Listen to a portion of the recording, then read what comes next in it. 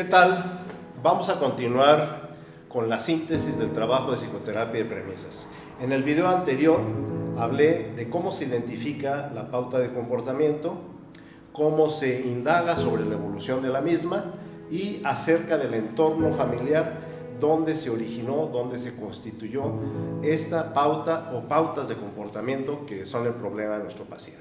Una vez que ya tenemos esta información, procedemos a elaborar una hipótesis. Esta hipótesis va a ser la que va a guiar nuestro trabajo terapéutico. La hipótesis consiste, además de la descripción de la pauta de comportamiento, suponer a través de todo lo que hemos escuchado en la historia del paciente, en la situación actual, en la evolución y todos estos elementos, suponer qué premisas se fueron formando, qué premisas de vida, esta persona cómo aprendió a observar el vivir, a comprenderlo, a entenderse a sí mismo, a relacionarse con los demás, qué ideas básicas tiene sobre el vivir. Estas serían las principales premisas que están relacionadas con el afecto, con la autoestima, con aspectos de cómo relacionarse con los demás, la socialización, etc. Y también vamos a postular la posibilidad de algunas creencias específicas que ocurren en determinados contextos donde se presenta el problema. Cuando nosotros tenemos las premisas, las creencias y los valores de la persona que se han ido expresando a través de su plática, formulamos precisamente una relación entre esto que le llamamos nosotros estructura mental, premisas, creencias y valores, con las pautas de comportamiento que son las que tienen relación con el entorno. Esta estructura mental es la que dirige estas pautas de comportamiento y hacia ellas vamos a dirigir nuestro tratamiento, a cambiar la estructura mental. Si la estructura mental del paciente cambia, sus pautas de comportamiento cambiarán solas. Será otra forma que tendrá el paciente de enfrentar sus situaciones contextuales. Ahora bien, esta hipótesis que formulamos es en el sentido estricto durante todo el tratamiento una hipótesis, en el sentido popperiano de que esta hipótesis es siempre falseable. Quiero decir con esto que siempre estamos dispuestos a ir modificándola si vamos encontrando alguna incongruencia o vamos encontrando nueva información, vamos a ir haciendo ajustes de tal manera que la hipótesis cada vez nos dé una idea mucho más clara de la situación del paciente. Esta hipótesis incluso se va confrontando con el mismo paciente porque él está muy involucrado en este proceso. Una vez que ya tenemos la hipótesis, vamos a comenzar el tratamiento. Lo primero es que establecemos una situación de relación con el paciente. Esto es, en este tipo de psicoterapia el paciente es muy participativo. Tenemos que tener una relación de cooperación. El terapeuta actúa como el experto que conoce cómo trabajar con la estructura mental, qué hacer con las emociones, el entendimiento de todo esto, y el paciente coopera con su propio conocimiento que tiene acerca de su vivir, de darnos información y de aplicarse en la ejecución de las tareas psicoterapéuticas. Una vez que quedamos con el paciente en este acuerdo de colaboración psicoterapéutica, la primera parte de intervención consiste en que le vamos a plantear al paciente precisamente que tenga la posibilidad de entender y de comprender cómo es que tiene el problema actual, cómo es que este comportamiento o comportamientos que le causan tanto problema, que son autodestructivos o que destruyen sus relaciones personales o le traen simplemente muchos sentimientos negativos, cómo aprendió, cómo se gestaron en su entorno bajo el trato familiar. Y no es que estemos culpando a los padres o estemos culpando en general a la familia de origen, sino que tenemos que entender simplemente que él tuvo que adaptarse de cierta manera a las circunstancias familiares. Esta parte no es fácil para el paciente. ¿Por qué? Porque es ver con toda objetividad algo que normalmente nosotros guardamos con cariño, obviamente, del amor que se le tiene a los padres, el respeto. Sin embargo, el paciente tendrá que observar con toda claridad pues las fallas que hubo, las situaciones conflictivas que tuvo que enfrentar y que ocasionaron que desarrollara algunas pautas que no fueron muy eficaces.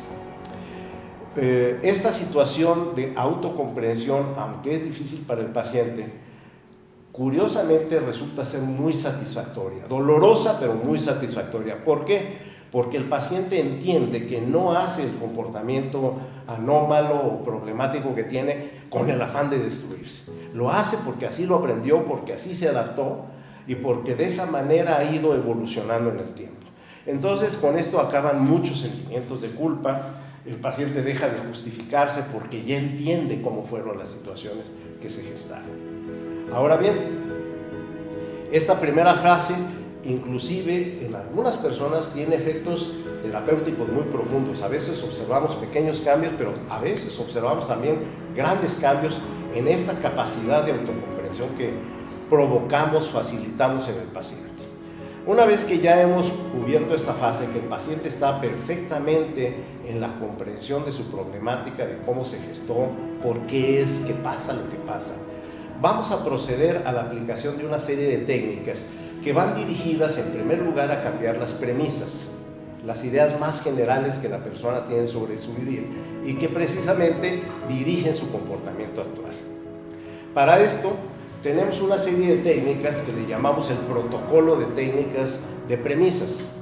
Estas técnicas están ordenadas y llevan ciertos objetivos muy particulares cada una de las técnicas de acuerdo a lo que conocemos de la naturaleza de la mente. Por eso es que en la mayor parte de los casos, el 90% de los casos, aplicamos en el mismo orden las técnicas.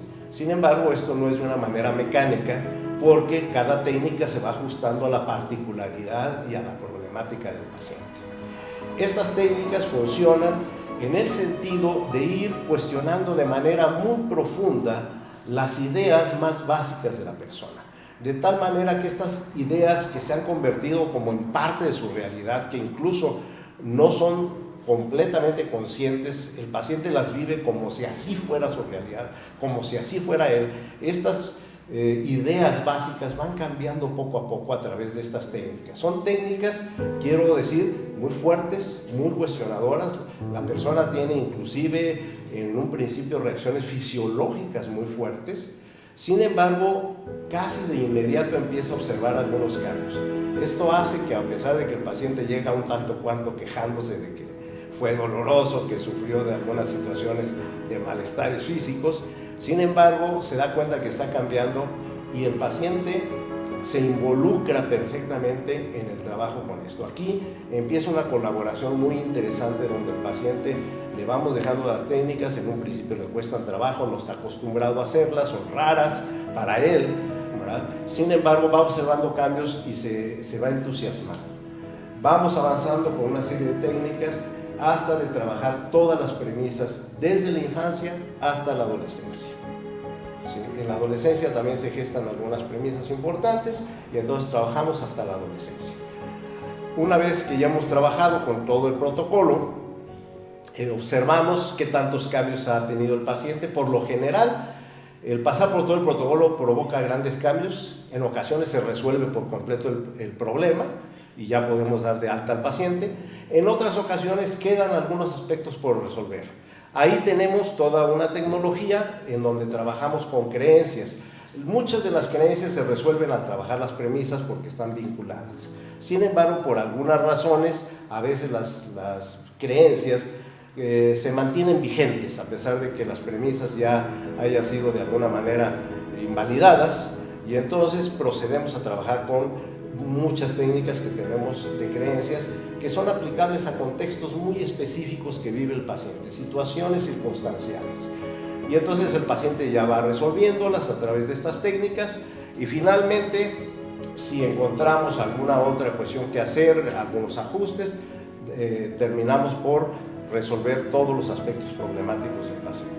Una vez que el paciente ya tiene una nueva situación, ya no se presenta su pauta de comportamiento, incluso surge una pauta nueva, emerge en él una pauta nueva de comportamiento, tenemos un periodo que le llamamos de mantenimiento, no damos de alta inmediatamente al paciente porque la nueva pauta todavía está, por así decirlo, frágil, es un poco inestable, es nueva, y entonces simplemente vamos cuidando un poquito al paciente, vamos haciendo que se enfrente gradualmente a diferentes contextos hasta que veamos que su pauta nueva ya se volvió estable.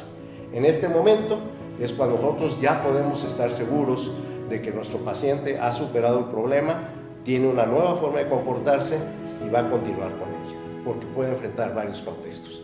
A partir de ahí, solamente quedamos ya de acuerdo con el paciente en hacer algunas sesiones de seguimiento para comprobar que todo sigue bien y para que él también sienta la confianza pues, de comunicarse con nosotros cuando así lo desee. Y esto es en forma muy sintética cómo trabajamos en psicoterapia de premisas.